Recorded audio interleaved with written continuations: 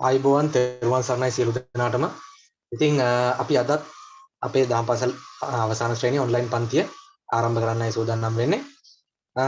අද දවස වෙනකොට අපි දහම් පාසල් අවසාන ශ්‍රේණි විභාගයට අදාළව බුද්ධ චරිතයේ කොටසේ බුදුරජාණන් වහන්සේගේ වස් කාල ගත කිරීම සහ බුද්ධ චරිතයේ සිදුවෙච්ච වැදගත් සිදුවීම් පිළිබඳව කතා කරන අවස්ථාවල තමයි මේ ඉන්නේ. දැන් පසුගිය සතිය වෙනකොට අපි බුදුරජාණන් වහන්සේ ගත කරපු 10 වන වස් කාලය වෙනකන් සිදුවෙච්ච කරුණු කාරණා අපි සාකච්ඡා කළා.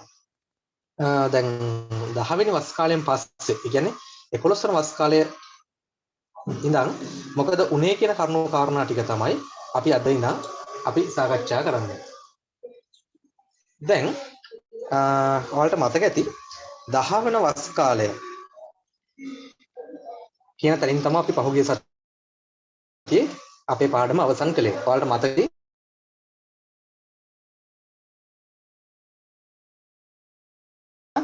අප උපස්ථාන සිද්ධ කළේ කියන කාරණාව ඔයාලට මතක ඇති. ඒ වෙනකන් කිසිදු ගැටලුවකුත් නැති කියලා මම හිතනවා. කුමක් හෝ ගැටලුවක් පාඩම් වලින් තියෙනවා නම් ඕනම වෙලාවක මගෙන් අහන්න, මම ඔයාලට ගැටලුව निराකරණය කරලා දෙන්නම්. හරි. එහෙමනම් ඉතින් අපි අද දවසේ 11 වෙනි වස් කාලයේ සිට වස් කාල කොහොමද ගත උනේ, සිදුවෙච්ච වැදගත් සිදුවීම් මොනවද කියලා සාකච්ඡා කරගෙන යමු. දැන් ඔන්න මම පහුගිය සතියෙම කිව්වා 10 වන වස් කාලේ ආර්ලයේ වනේ ගත කරලා ඊට පස්සේ අවසානයේ සවැත් නුවර ජේතවනාරාමයට බුදුහාමුදුරන්ම ඇඳවනවා, වඩම්ම වාගෙන එනවා. ආනන්ද හාමුදුරුවෝ එහෙම එතනට වැඩම කරලා නේද? මතක ඇති ඔයාලට. ඊට පස්සේ ඒ වස් කාලේ සහ වස් කාලයෙන් පස්සේ මාස කිහිපයක් ගෙවිලා ගියාට පස්සේ බුදුහාමුදුරුවෝ 11 වන වස් කරන්න ආනන්ද හාමුදුරුවෝත් එක්ක දක්ඛිනගිරියට වැඩම කරනවා. දැන් දක්ඛිනගිරියේ ඒකනාලා බමුණුගම කියන ගමේදී තමයි 11 වන වස් කාලේ බුදුහාමුදුරුවෝ ගත කරන්නේ. දැන් දක්ඛිනගිරිය ටිකක් දුරින් තියෙන ප්‍රදේශයක්. ඉතින් මාස ගාණක් පුරා බුදුහාමුදුරුවෝ ආනන්ද හාමුදුරුවෝත් එක්ක දක්ඛිනගිරියට වැඩම කරනවා. වැඩම කරන අතරදී අගදය පහු කරා යන්න වලට මතක ඇති. අපි මුල් පාඩම් වල බුද්ධ චරිතයේ මුල් පාඩම් වලදී අපි සාකච්ඡා කළා මේ විවිධ රාජධානීන් පිළිබඳව. ඒ කතා කරනකොට අපි මගධ රාජධානිය පිළිබඳව කරුණු කාරණා සාකච්ඡා කළා. දැන් මගධ රාජධානිය පහු කරගෙන තමයි මේ ඒකනාලා බමුණුගමට බුදුරජාණන් වහන්සේ සහ ආනන්ද හාමුදුරුවෝ වැඩම කරන්නේ. මේ යනකොට හම්බෙනවා මගධයේ මහා කුඹුරු යායවල් තියෙනවා. මගධයේ මහා කුඹුරු යායවල් බුදුරජාණන් වහන්සේට දකින්න හම්බෙනවා. දැන් ඒ අවස්ථාවේදී ආනන්ද හාමුදුරුවන්ට බුදුහාමුදුරුවෝ දේශනා කරනවා භික්ෂුන් වහන්සේලා තමන්ගේ චීවරය නැත්නම් තමන්ගේ සිවුර සකසාගත යුත්තේ මේ මගධ මහා ශේෂ්ත්‍රයේ දැක්වෙන විදිහට. ඒ කියන්නේ දැන් මගධ මහා ශේෂ්ත්‍රය කියලා කියන්නේ මහා කුඹුරු යායවල්නේ. දැන් ඔයාලා කුඹුරක් දැකලා තියෙනවා. කුඹුරේ ලියදි තියෙනවා, විවිධ නියරවල් තියෙනවා. ඉතින් මේ නියරවල් එකම අර කොටු කොලයක් ගත්තා වගේ ලස්සනට ඒ විදිහට නැහැනේ. නේද? තනින් තනින් එක එක විදිහට තමයි තියෙන්නේ. නමුත් යම්කිසි ප්‍රමාණයක්, යම්කිසි වර්ගඵලයක් වට කරගෙන නියරක් තියෙනවා. අන්න ඒ ආකාරයට තමන් වහන්සේගේ සිවුර සකසා ගන්න කියලා භික්ෂුන් වහන්සේලාට උපදෙස් දෙන්න කියලා ආනන්ද හාමුදුරන්ට ඒ අවස්ථාවේදී බුදුහාමුදුරෝ දේශනා කරනවා. දැන් ඔයාලා අදත් තරම් බැලුවොත් එහෙම අදටත් මේ සිවුරක් අපේ ස්වාමින් වහන්සේ කෙනෙක් අඳින සිවුරක් එහෙම අරගෙන බැලුවොත් එහෙම මෙන්න මේ වගේ අර රෙදි කෑලි තියලා මහල වගේ තමයි පේන්නේ. ඉතින් ඒ ආකාරයෙන් තමයි මේ සිවුර නැත්තම් චීවරය සකසා ගන්න කියලා බුදුහාමුදුරෝ උපදෙස් දුන්නේ. දැන් ඔන්න ওই විදිහට මග්ගදේ පහු කරගෙන ඒකනාලා බමුණුගමට බුදුහාමුදුරෝ වැඩම කරනවා. ඒකනාලා බමුණුගමට වැඩම කළාට පස්සේ කසී භාරද්වාජ කියන බ්‍රාහ්මණයා හම්බෙනවා. එයාත් කුඹුරු වැඩ කර ඉන්නේ. ඒ අවස්ථාවේ එයාටත් ධර්මයේ දේශනා කරලා එයාත් තෙරුවන් සරණ යනවා. ඉතින් අර 11 වන වස් කාලය හා සැබැඳිව සිදුවෙච්ච වැදගත් සිදුවීම් තමයි මේ කසී භාරද්වාජ බ්‍රාහ්මණයට ධර්මයේ දේශනා කිරීම සහ ඔහු තෙරුවන් සරණ යාම. ඒ වගේම මගධ මහා ශේෂ්ත්‍රය නැත්නම් මගධ මහා කුඹුරු යායවල් දැකලා භික්ෂුන් වහන්සේගේ සිවුර චීවරය සකස් විය යුතු ආකාරය පිළිබඳව බුදුරජාණන් වහන්සේ උපදෙස් ලබා දීම තමයි මේ 11 වන වස් කාලයේ අපිට දැනගත යුතු වැදගත් කරුණු විදිහට දක්වන්නට තියෙන්නේ.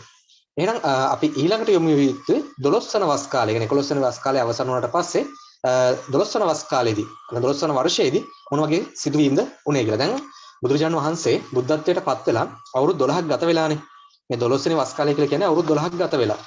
දැන් මේ අවුරුදු 12ටම විඳින්න දකින්න නොලැබිච්ච තත්වයක් තමයි මේ 12 වන වස් කාලයේදී බුදුරජාණන් වහන්සේට සහ සංඝයා වහන්සේලාට අත්දකින්න විඳින්න සිද්ධ වුණේ. මේ 12 වස් කාලය ගත කරන්න ආරාධනා කරන්න වේරංජාවේ උදය කියන බමුණ තමයි ආරාධනා කරන්න වේරංජාවට වැඩම කරලා වේරංජාවේදී 12 වන වස් කාලය ගත කරන්න කියලා බුදුහාමුදුරන්ට ආරාධනා කරන්නේ මේ උදය කියන බමුණා. නමුත් 12 වන වස් කාලය ලැබෙනකොට අති දුර්භාග්‍ය සම්පන්න දුර්භික්ෂ සමයක් තමයි ලැබිලා තිබ්බේ. දැන් කොච්චර දුර්භික්ෂ සමයක් වුණත් බුදුහාමුදුරුවෝ බාරගත් ආරාධනාවක් ඉවත දමන්නේ නැහනේ. දැන් බුදුහාමුදුරුවෝ විතර සුවිශේෂී ගුණයක් හැටියට අපි අනාගත ඉස්සරහට කතා කරනවා. දැන් ඔයාලා පොඩි පන්ති වලදී අහලක් තියෙනවා. නමුත් අපි තව ඉස්සරහට ඒ බුදුහාමුදුරුවන්ගේ ගුණ පිළිබඳව කතා කරන්න තියෙනවා. දැන් මේ අවස්ථාවේදී අපිට හම්බෙන එක ලක්ෂණයක් තමයි බුදුහාමුදුරුවෝ යම්කිසි ආරාධනාවක් බාරගත්තා නම් දුගී පුද්ගලයෙක්ගෙන් බාරගන්න තියෙන අවස්ථාවක රජ කෙනෙක් ඇවිල්ලා බුදුහාමුදුරන්ට ඒ දවසේ තමන්ගේ රජමාලිගාවට වැඩම කරන්න දානය සඳහා කියලා ආරාධනා කරත් බුදුහාමුදුරුවෝ ඒ එවන් වූ දානයක් බාරගන්නේ නැහැ. අර මුලින් බාරගත්ත දානය මුලින් බාරගත්ත කාරණාව සඳහා තමයි අවධානය යොමු කරන්නේ. කොච්චර බලය ධනය තියෙන පුද්ගලයෙක් වුණත් බුදුහාමුදුරුවෝ ඒව සලකා බලන්නේ නැහැ. ඉතින් ඔන්න ඔය ලක්ෂණය මත මේ උදේ බමුණාගෙන් ලැබිච්ච ආරාධනාව පිළි අරගෙන තිබෙන බුදුහාමුදුරුවෝ. ඉතින් අන්න ඒ පිළිගැනීමත් එක්ක කොච්චර දුර්භාග්‍ය සම්පන්න කාලයක් වුණත් මේ දුර්භික්ෂ සමයේ වේරංජාවට වැඩම කළා. දැන් ඉතින් වේරංජාවට වැඩම කළාට ඒ ගම්වල හිටපු මිනිස්සුන්ට බුදුහාමුදුරන්ට දානයක් පූජා කරන්නවත් පුළුවන්කමක් තිබුණේ නැහැ. ඉතින් මේ මුළු 3 මාසයේ පුරාවටම බුදුහාමුදුරන්ට දානයේ විදියට හම්බුනේ වෙළඳ කණ්ඩායමක් ඇවිල්ලා හිටියා මේ වේරංජාවට. මේ වෙළඳ කණ්ඩායම විසින් පූජා කරපු අර සත්තුන්ට කන්න දෙන දාන්නේ එහෙම තියෙන අපි ඒවට කියනවා යව දාන්නේ නැත්නම් යව ආහාර අපි කියලා කියනවා. එවන් වූ දාන්නේ තමයි බුදුහාමුදුරන්ට සහ සංඝයා වහන්සේලාට දානයේ විදිහට වළඳන්නට සිද්ධ වුණේ. දැන් බුදුහාමුදුරන්ට දානය පූජා කරනකොට ආනන්ද හාමුදුරුවෝ මේ දාන්නේ අරගෙන ඒකට ගිතෙල් එහෙම කලවම් කරලා තමයි මේ බුදුහාමුදුරන්ට පූජා කළේ. ඉතින් ඔන්න ඔය විදිහට තමයි මේ 12 වන වස් කාලය ගත වෙන්නේ වේරංජාවේදී. දුර්භික්ෂ සමයක් සමගින්. දැන් මේ 12 වෙනි වස් කාලේ මේ දුර්භික්ෂ සමය ගත වුණාට පස්සේ يعني මේ 3 මාසයේ ගත වෙලා අවසන් වෙන්න යනකොට අවන්ති රටේ වලට අවන්තියත් මතක ඇති. අපි විවිධ රාජ්‍යයන් පිළිබඳව කතා කරනකොට අවන්ති කියන රාජධානිය පිළිබඳවත් අපි සාකච්ඡා කළා. එතෙන්දී ඒකේ මූලිකත්වයේ ගත්ත ප්‍රධාන රජතුමා විදිහට අපි චණ්ඩපජ්ජෝත කියන රජතුමා ගැනත් කතා කළා පහුගිය පාඩම් වලදී. දැන් මම හිතන්නේ මාස 2කට 3කට විතර කලින් මතකත් ඇති නැතුවත් ඇති. ඒක කොහොමවත් කමන්නේ පොඩ්ඩක් හරි මතක කරගන්න. චණ්ඩපජ්ජෝත කියන රජතුමාට ආරංචි වෙනවා දැන් බුදුහාමුදුරුවෝ මේ කිට්ටුවටම සමීපයටම වැඩම කරලා තියෙන්නේ. ඉතින් ඒ හින්දා මම මගේ රාජ්‍යයටත් බුදුරජාන් වහන්සේව වැඩම වාගෙන එන්න ඕනි කියලා සිතක් පහළ වෙනවා. දැන් චණ්ඩපජ්ජෝත රජුර ගැන ඔයාලා ටිකක් හරි දන්නවනේ. එයාට චණ්ඩපජ්ජෝත කියලා නම හම්බුනේ. එයා ටිකක් නාහෙට අහන්න නැති චරිතයක්. එයා ටිකක් දඟකාර චරිතයක්. ටිකක් කීකරු නැති අකීකරු චරිතයක්. ඒ හින්දා තමයි චණ්ඩපජ්ජෝත කියලා එයාට නමක් හම්බුනේ. ඉතින් මේ පජ්ජෝත කියන රජතුමාගේ හොඳ පුරෝහිත කෙනෙක් හිටියා කාත්යායන කියලා. මේ කාත්යායන කියන පුරෝහිතව යවනවා බුදුහාමුදුරන්ව කැඳවාගෙන එන්න වැඩම වාගෙන එන්න මේ අවන්ති රටට. දැන් මේ කාත්යායන යනවා ගිහිල්ලා බුදුරජාන් වහන්සේව හමු වෙනවා. හමු වෙලා එතෙන්දී ධර්මය ශ්‍රවණය කරනවා. මේ ධර්මය ශ්‍රවණය කිරීමත් එක්ක එයා ධර්මය අවබෝධ කරගන්නවා. ඒ වගේම පැවිදි උපසම්පදාව ලබනවා. ඊට පස්සේ රහත් ඵලයටපත් වෙනවා. දැන් එතකොට මේ කාත්යායන තෙරුන් වහන්සේ බුදුහාමුදුරන්ට ආරාධනා කරනවා බුදුරජාන් වහන්සේ අවන්ති රටට වැඩම කරන්න මේ චණ්ඩපජ්ජෝති කියන රජතුමා තමයි මා වෙව්වේ ඔබ වහන්සේව ඒ රටට වැඩම වාගෙන එන්න කියලා. ඉතින් මේ විදිහට කිව්වට පස්සේ බුදුරජාන් වහන්සේ කාත්යායන තෙරුන් වහන්සේට අවධාරණය කරනවා ඔබ ධර්ම ප්‍රචාරය සඳහා සුදුසු මට්ටමේ ඉන්න කෙනෙක්. ඔබට හොඳ ධර්මයේ පිළිබඳව හොඳ අවබෝධයක් තියෙන කෙනෙක්. ඉතින් ඒ හින්දා මගේ පැමිණීම අත්‍යවශ්‍ය වෙන්නේ නැහැ. ඔබ ඒ රටට වැඩම කරලා ඒ ධර්මය බෙදා හැරීමේ කටයුතු කරන්න කියලා කාත්යායන තෙරුන්ව අවන්ති රටට යවනවා. ඉතින් අවන්තියට වැඩම කරාට පස්සේ කාත්යායන තෙරුන්ගෙන් තමයි මේ චණ්ඩපජ්ජෝත කියන රජතුමා ධර්මයේ ශ්‍රවණය කරන්නේ. ඊට පස්සේ මේ ශ්‍රවණය කිරීමෙන් පස්සේ තමයි යාගේ තිබ්බ අර දඟකාර වැඩ, හිතුවක්කාර වැඩ, අකීකරු වැඩ සියලු දේම නතර කරලා දාලා හොඳ ධාර්මික රජ කෙනෙක් බවට සම්පූර්ණයෙන් පත් උනේ මේ ධර්මයේ ශ්‍රවණය කිරීමත් එක්ක කියලා පොතපතේ සඳහන් වෙනවා. ඉතින් ඔන්න ඔය විදිහට තමයි මේ 12 වෙනි වස් කාලය එක ගෙවිලා ගිය සිදුවීම් ටිකක් යන්නේ. දැන් තව වැදගත් සිදුවීමක් විදිහට සුදින්න කියන තෙරුන් වහන්සේගේ තෙරුන්ගේ පැවිදි වීම, ඒ කියන්නේ භික්ෂුවගේ පැවිදි වීම අපිට හඳුන්වන්න පුළුවන්. දැන් මේ සුදින්න කියන භික්ෂුව ගැන කතා කරනකොට දැන් මේ ගත වෙන්නේ 12 වෙනි වස් කාලේනේ. දැන් 12 වෙනි වස් කාලේ වගේ වෙනකොට මේ මුළු ශාසනයෙම ඉන්න පිරිස ගොඩක් ධාර්මික පිරිසක්. ධර්ම අවබෝධය සඳහාම මේ ශාසනයේ එකතු වෙච්ච පිරිසක්. නමුත් අපිට ඉදිරියේදී කතා කරනවා අපි මේ ශාසනයට වෙනත් වූ අරමුණු වලින් එකතු වෙච්ච පිරිස් ගැන. ඉතින් අන්න ඒ වගේ දැන් අනාගතයේ යම්කිසි දවසක බුදුහාමුදුරන්ට සිද්ධ වෙනවා මේ ශාසනයේ යහපැවැත්ම පිණිස නීති රෙගුලාසි පනවන්න. ඉතින් මේ නීති රෙගුලාසි පනවනකොට පළවෙනිම නීතිය පනවන වැරද්දකට දඬුවමක් වගේ තමයි මේ නීතියක් පනවන්නේ. ඉතින් එවන් වූ නීතියක් පනවන පුද්ගලයෙක් තමයි මේ සුදින්න තෙරුන් කියලා කියන්නේ. සුදින්න භික්ෂුව කියලා හඳුන්වන්නේ එවන් වූ කෙනෙක්.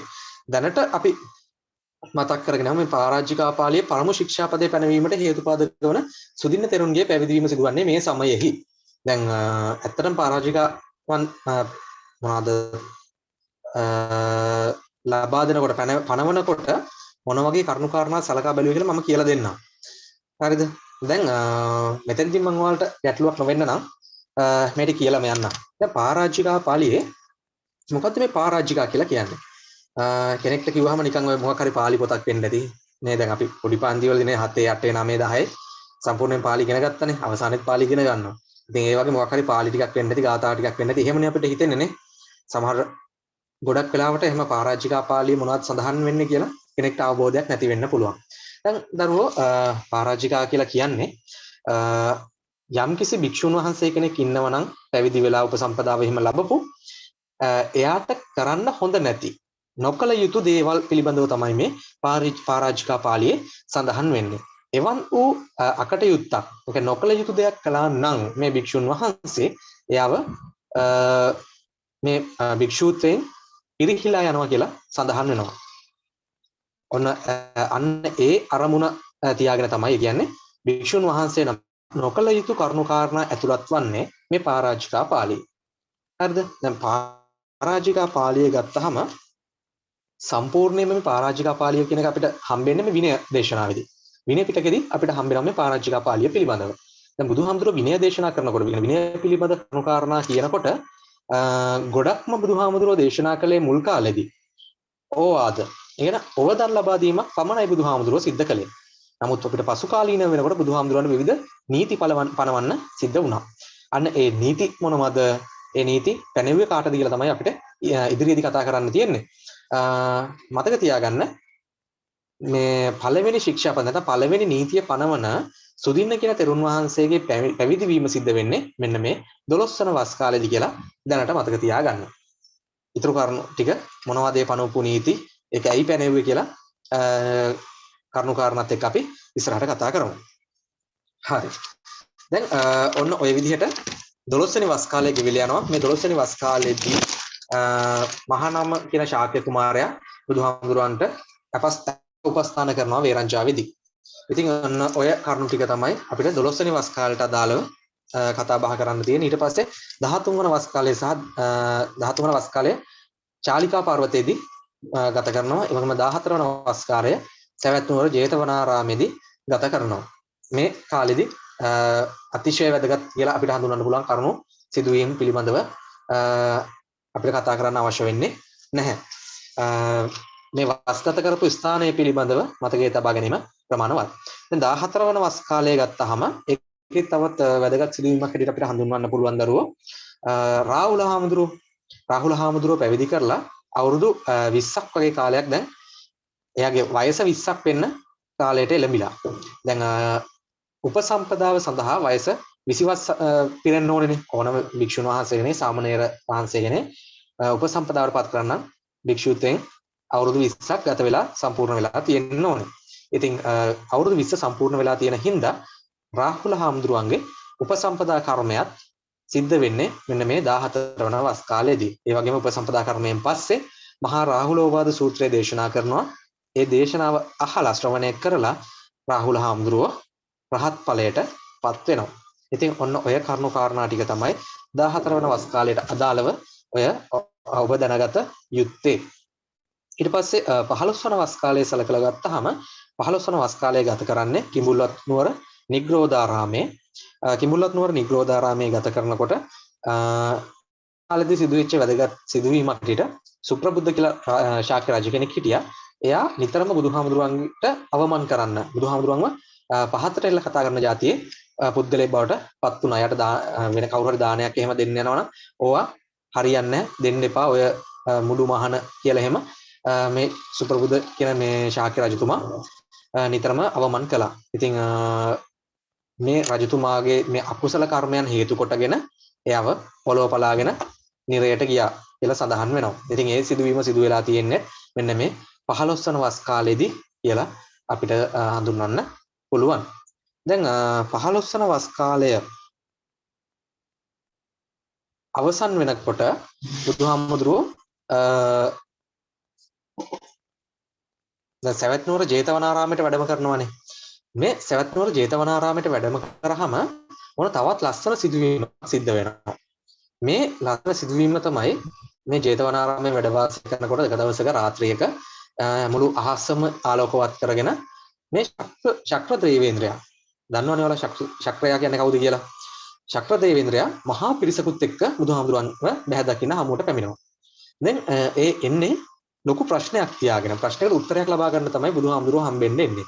ඒ ඇවිල්ලා ශක්‍ර දේවේන්ද්‍රයා අහනවා බුදුහාමුදුරුවනේ මේ දානය කියන්නේ මොකක්ද? මේ දානය ලැබෙන ආනිසංස මොනවද? දැන් කට්ටියක් කියනවා මේකට උසස් දාන එක જાතියක් තියෙනවා. තවත් කෙනෙක් දෙනවා පහත් දාන කියලා හඳුනනවා. මේ මොනවද? ඒ වගේම ඇයි මේ දානයක් දෙන එකෙන් පස්සේ අපි මේකට ඇලෙනවද? ඇලෙන්න ඕනේද? ඒක අතාරින්න ඕනේද? මොකද්ද මේ කරන්න ඕනේ? මෙන්න මේ වගේ කරුණු කාරණා ටිකක් අහනවා බුදුහාමුදුරන්ගේ මේ දානය පිළිබඳව. ඉතින් බුදුහාමුදුරුවෝ ඒ අවස්ථාවේ ශක්‍ර දේවේන්ද්‍රයාට කියනවා මේ දාන අතරින් උතුම් දානය තමයි ධර්ම දානය. මේ ධර්ම දානය තමයි උතුම්ම දානය කියලා කියන්නේ. ඒ වගේම යම් කිසි දෙයක් අපි දුන්නා නම් නැත්නම් දානය දුන්නා නම් නැත්නම් මේ ජීවිතේ ගත කරනකොට ඇලීම් ගැටීම් වලින් තොරව ජීවත් වෙන නම් අපි තෘෂ්ණාව නැති කරන්න ඕනේ. මෙන්න මේ කියන කරුණු කාරණා ටික බුදුහාමුදුරුවෝ දේශනා කළා ශක්‍ර දේවේන්ද්‍රයාට සහ ඒ පැමිණිච්ච පිරිසට. හරි ඒකනේ. ඔයාලා අහලත් ඇති ඔය මේ පොයි දවසට ධර්මදේශනා හැම කියනකොට ටීවී එකෙත් කියනවා විවිධ ඔය ධර්ම පත්‍රිකා බෙදන කොට උඩින්ම ගහන එකක් තමයි සබ්බ දානං ධම්ම දානං ජිනාති කියලා එහෙම ගහන්නේ. ඔන්න ඔය සංකල්පය එළියට ආවේ විස්තර වුණේ මෙන්න මේ අවස්ථාවේදී. මේ 15 වන වස් කාලේදී මේ ශක්‍ර දේවේන්ද්‍රයා පැමිණිලා අහපු ප්‍රශ්නත් එක්ක තමයි ඔය කරුණු කාරණා ටිකට බුදුජාන් වහන්සේ පිළිතුරු ලබා දුන්නේ. දැන් ඔන්න ඒ ප්‍රශ්න වලට හොඳ පිළිතුරක් ලබා ගත්තා. දැන් අවසාන වශයෙන් දැන් පිටත් වෙන්න කලින් ශක්‍ර දේවේන්ද්‍රයා බුදුහාමුදුරන්ගෙන් ඉල්ලීමක් කරනවා. බුදුහාමුදුරනේ මට ඔබ වහන්සේගෙන් පුංචි ඉල්ලීමක් කරන්න තියෙනවා. සෑම දානයකට වඩාම ධර්ම දානය උසස් නම් ඒකෙන් ලබා ගන්න හැකි වෙන කුසලයක් අතිශය උසස් සහ ගොඩක් ලොකු කුසලයක් ලබා ගන්න පුළුවන් වෙනවා. ඉතින් මේ හැම ධර්ම දානයක් අවසානයේදීම එයින් කොටසක් හෝ දෙවියන්ට අනුමෝදන් කරන්න පුළුවන් නම් ඒක ගොඩක් හොඳ දෙයක් කියලා ඔන්න බුදුහාමුදුරන්ගේ ඉල්ලීම කරනවා පුළුවන් නම් එහෙම කරන්න කියලා. දැන් ඒක ඇත්තටම හොඳ යෝජනාවක් හින්දා බුදුහාමුදුරුවෝ මොකද කරන්නේ? සියලු භික්ෂු සංඝයාට දැනුවත් කරනවා සෑම ධර්ම දේශනාවක් අවසානයේදීම දෙවියන්ට මේ ධර්ම දානේ ලබාගත්තා වූ පුණ්‍ය නැත්නම් පින් අනුමෝදන් කිරීමේ කටයුත්ත සිද්ධ කරන්න කියලා. දැන් බලන්න මේ අවස්ථාවේ ඉඳලා අද වෙනකම්ම අපි සෑම ධර්ම දේශනාවක් අවසානයේදීම දෙවියන්ට පුණ්‍ය අනුමෝදනාවක් සිද්ධ කරනවානේ. ඔයාලා ඒක හොඳටම දන්නවලා අහලත් තියෙනවා. ඔන්නතරම් ධර්ම දේශනාවලදී අවසානයේදී ඒ කටයුත්ත සිද්ධ වෙනවා. ඔන්න ඒ කටයුත්තට මූලික ආරම්භය සිද්ධ වුණේ මෙන්න මේ අවස්ථාවේදී. ඉතින් ඒ හින්දා මේකත් වැදගත් කාරණාවක් විදිහට ඔයාලගේ මතකයේ තියාගන්න. ඊට පස්සේ ඔන්න ඔය විදිහට 15 වන වස් කාලය ගත වෙලා යනවා. ඊට පස්සේ මේ 15 වන වර්ෂයත් ගෙවිලා ගියාට පස්සේ 16 වන වර්ෂයේ 16 වන වස් කාලය ලැබෙනවා. 16 වන වස් කාලය බුදුහාමුදුරුවෝ ගත කරන්න තෝරගන්නේ ආලවක පුරේ. අර ආලවක කියන යක්ෂයාගේ দমনය එහෙම සිද්ධ වෙන්නේ. ආලවක කියලා කියන්නේ ගොඩාක් සැඩපරුෂ අනිත් කට්ටියට ගොඩාක් කරදර කරපු යක්ෂයෙක්. ඉතින් එයාව දමනය කිරීමේ කටයුතු සිද්ධ වෙන්නේ මෙන්න මේ 16 වන වස් සමයේ. ඉතින් මේ ආලවක යක්ෂයාව දමනය කළා කියලා ආරංචි වුණාම දැන් 16 වන වසරේ තමයි මේ ආලවක යක්ෂ දමනය සිද්ධ වෙන්නේ. මෙයාව දමනය කළා කියලා ආරංචි වුණාම ඒ අලව්පුරේ රජතුමා ඉන්නවනේ. එයා ආරාධනා කරනවා බුදුහාමුදුරනේ මේ වස් කාලය මේ අලව්පුරේම ගත කරන්න අපි ඔබ වහන්සේට අප උපස්ථාන කරන්නම් කියලා ඔන්න ආරාධනා කරනවා. ඒ ආරාධනාව පිළිගන්නවා. ඉතින් අලව්පුරයේ නැත්නම් ආලවක පුරයේම 16 වන වස් කාලය බුදුහාමුදුරුවෝ ගත කරනවා. ඉතින් මේ 16 වන වස් කාලයත් ගත කරාට පස්සේ 17 වන වර්ෂය පිළිබඳව අපි සාකච්ඡා කරන්න ඕනේ. 17 වන වර්ෂය ගත්තාම 17 වන වස් කාලේ බුදුහාමුදුරුවෝ ගත කරන්නේ රජගහනුවර වේළුවනාරාමයේ. රජගහනුවර වේළුවනාරාමයේ තමයි මේ 17 වන වස් කාලය ගත කරන්නේ. දැන් මේ කාලෙදී සිදුවෙච්ච තවත් වැදගත් සිදුවීමක් තමයි දැන් මම ඉස්සෙල්ලා කිව්වනේ මුල් කාලය පුරාවටම බුදුහාමුදුරුවන්ට ගොඩාක් හැසසුම් තමයි ලැබුණේ. මේ බුද්ධ ශ්‍රාවක පිරිස හැටියට එකතු වෙච්ච පිරිස ගොඩක්ම ධර්ම අවබෝධය සඳහා පමණමයි මේ ශාසනයට එකතු වුණේ. ඒ වගේම හැමෝම බුදුහාමුදුරුවෝ දිහා බැලුවේ බොහොම ප්‍රසන්න මනසකින් යුක්තව. හැබැයි කාලයක් යනකොට බුදුහාමුදුරුවන්ගේ ශාසනයේ පිරිසට ලැබෙනා වූ දේවල් ගැන අනික් පිරිස් කියලා අපි හඳුන්වන්නේ ඔයාලට මතක ඇති දැන් බුදුහාමුදුරුවෝ පහළ වෙන කාලෙ වෙනකොට විවිධ වූ ආගම් 64ක් තිබ්බා කියලා 62ක් තිබ්බා කියලා මතක ඇති නේද? මේ ආගම් වල නැත්තම් මේ විවිධ වූ පිරිස් එක දේවල් ඉගැන්වුවානේ. බ්‍රාහ්මණ පිරිස් හිටියා, අචේලකයෝ හිටියා, විවිධ වූ පිරිස් හිටියා. ඉතින් මෙන්න මේ පිරිස් වලට මේක අර දරා ගන්න බැරි තත්ත්වයක් බවට පත් වුණා. ඉතින් මේ කට්ටිය හැම වෙලෙම උත්සාහ කළා කොහොම හරි මේ බුදුහාමුදුරන්ට පොඩි ප්‍රශ්නයක් දාන්න ඕනේ. මේ යන ගමන පොඩ්ඩක් බාධා පමුණවන්න ඕනේ කියලා හිතලා මේ කට්ටිය එක ප්ලෑන් ගැහුවා. මේ කට්ටිය එක ප්ලෑන් ගහලා ඔන්න එක අවස්ථාවක නගර සෝබනියක් වෙච්ච සිරිමා කියන කාන්තාව මියගිය අවස්ථාවේ එයාගේ මිනිය අරගෙන හැමතරම කටකතාවක් පැතිරෙව්වා. මෙයාව මැරුවේ බුදුහාමුදුරුවෝ කියලා ඔන්න කටකතාවක් යවන්න පටන් ගත්තා. දැන් බොහොම පොඩි වෙලාවකින් මේක නැති වෙලා යනවා. දැන් මේ අවස්ථාවට බුදුහාමුදුරුවෝ මේ ස්ථානෙට වැඩම කරනවා. වැඩම කරාට පස්සේ බුදුහාමුදුරුවෝ අහනවා මේ ඉන්න පිරිසකින් මෙයා ජීවත් වෙලා ඉන්නකොට මේ බොහෝ පිරිසක් මෙයාගේ පහස ලැබුවා. මේ ඇයි දැන් මේ පැත්තකට දාලා තියෙන්නේ? මේ පැත්තකට දාලා තියෙන ශරීරයත් කවුරු හරි බාර ගන්නකො කියලා මේ කට්ටියට කියනවා මේ ඉන්න පිරිසට. කිසිම කෙනෙක් මේ සිරිමාවගේ නැත්නම් මේ ගිය ශරීරය බාර ගන්නෙ නැහැ. ඒ අවස්ථාවේ බුදුහාමුදුරුවෝ මේ කට්ටියට කියලා දෙනවා මේ රූපයේ අනිත්‍යතාවය පිළිබඳව. ඉතින් ජීවිතය ඉන්නකොට අපි කොච්චර රූපයට ඇලුනත් කොච්චර ලස්සනට හිටියත් මරුණට පස්සේ ඒ හැම දෙයක්ම නැති වෙලා යනවා. ඒ හැම දෙයක්ම අනිත්‍යයි කියන ස්වභාවය තමයි බුදුහාමුදුරුවෝ මෙතෙන්දි පහදලා දෙන්න උත්සාහ කළේ. සමන් වහන්සේට කොච්චර බාධක විදිහට මේවා ආවත් බුදුහාමුදුරුවෝ ඒව හරහා අන් අයට ධර්මය අවබෝධ කරවන්නටම තමයි කටයුතු කළේ. දැන් ඔන්න ওই විදිහට 17 වන වස් කාලය ගත වෙලා යනවා. 18 19 කියන වස් කාලයන් දෙකම ජාලිය පර්වතයේ ගත වෙනවා. ජාලිය පර්වතයේ ගත වෙනවා. ජාලිය නෙමෙයි චාලිය. අකුරක් වැරදිලා එතන චාලිය. දැන් මෙතෙන්දි සිදුවෙන තවත් වැදගත් සිදුවීමක් තමයි අලවනුවරදී බුදුහාමුදුරන්ගෙන් බණ අහන්න එනවා මේ පේශකාර දියණිය කියලා කෙනෙක්. කාර දියණිය කියලා කාන්තාව පැමිණෙනවා බුදුහාමුදුරන්ගෙන් බණ අහන්න. ඒ අවස්ථාවේ ධර්මය යම්කිසි ප්‍රමාණයකට එයා අවබෝධ කරගන්නවා. නමුත් එයාට විවිධ වූ ප්‍රශ්න ඇති වෙනවා.